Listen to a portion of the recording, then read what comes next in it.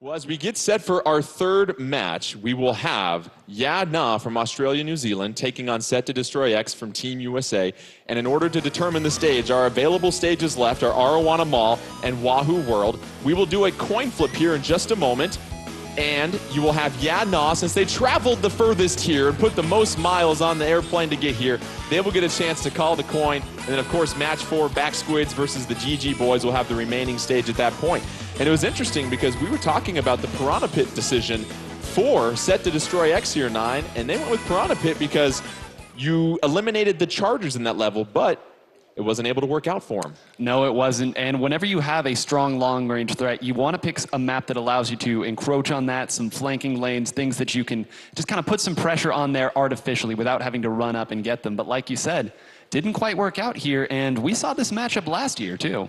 Well, let's get set for our coin toss here. I believe we have our stagehand on stage set to go. We've got a couple of players for SetToDestroyX getting in the lobby here. Both sides of the coin were shown to Gabe. Gabe made his selection as far as which side will be chosen. And so obviously coin flips, very, very important when it comes to deciding a stage. It's been called. Nice catch. And it is the decision for Australia, New Zealand. They will get a chance to choose the stage. So will it be Arowana Mall or Wahoo World? And any thoughts on what they might be choosing here, Ashley, when you look at what they might be able to do? I mean, if Latias wants to run a charger this time around. We'll see what happens. Yeah. We've got the decision. Gabe has talked to his teammates.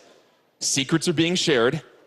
They will be going with Arowana Mall will be the next stage decision for Yeah Nah. I got to add a little drama right there. So let's do a little shopping here. And you look at Arowana Mall and how it's going to play for both these teams. Your thoughts here, 9? It's a great map for anyone who plays a splatling. It's so good. You have those long lanes, and it's a very long map as well, sort of like Manta Maria. We saw what the Stingray can do there. It's all the more powerful here. Extra powerful So here. the winner of this match will be our 3 seed. The loser of this match will be the 4 seed when we go to our best of 5 and some of those ranked modes. So obviously a lot at stake here as players are choosing their weapons and choosing their items. Ashley, anything you might see differently from SetToDestroyX as they get set for their second bout of Turf War? I mean, I think that they're going to be a lot more aggressive in that first 30 seconds. These guys really do a great job of winning those one-on-ones, and I think we're going to see some. I think we might see some revenge play right here, where they're just like, we got to just come out hard and get in there. So I have a feeling we're going to see some very aggressive play. And we've talked a little bit about the specials here, 9, but we saw some ink jets, we saw some ink storms as well too. What else lends itself well to Turf War here? Well, I say those are the big two. If you are not used to Inkjet, you will be very used to Inkjet by the end of this tournament. Inkjet, the most popular special in the game now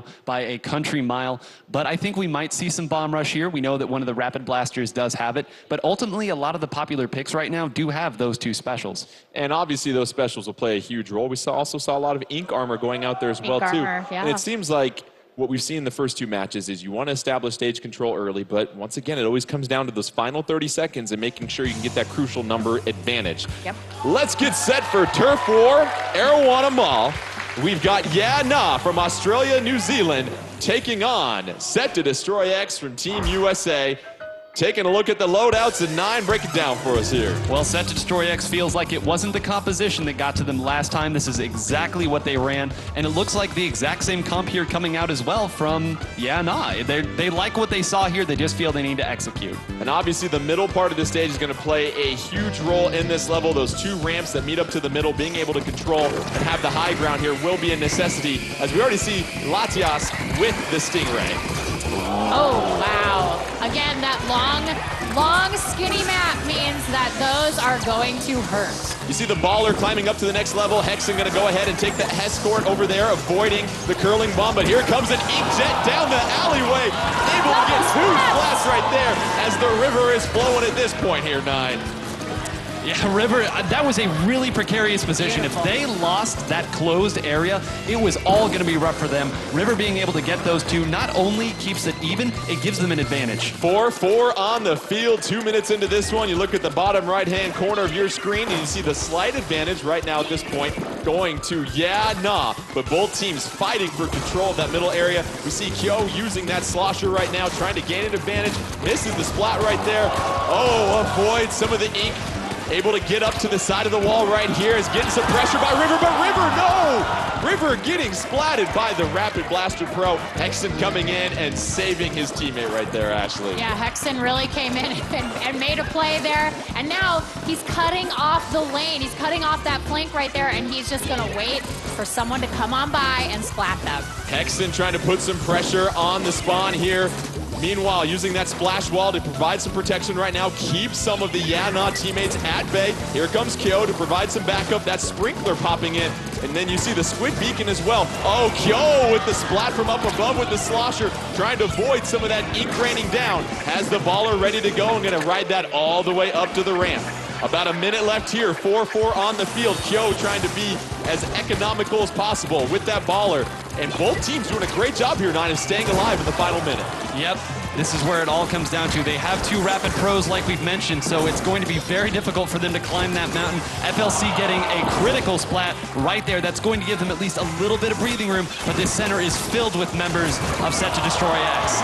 FLC putting in work right now. Gets splatted, but took out a couple of members of SetToDestroyX. Both teams is going to come down to the middle ground at the top of both ramps here. And Ashley, now it's a 4-2 advantage for SetToDestroy. In the last 20 seconds, you can't go down 2 squids. It's really tough to come back from that, and you can see US SetToDestroyX putting down tons of ink in the last 10 seconds. Here comes that push from SetToDestroyX. All 4 members on the field. Latias trying to do all that she can. Gets a splat right there, but might not be enough time left as we take a look at the final results, and it seems like SetToDestroyX was able to do what they needed to do at the end of this matchup. And there you have it, 60.4 to 33.2.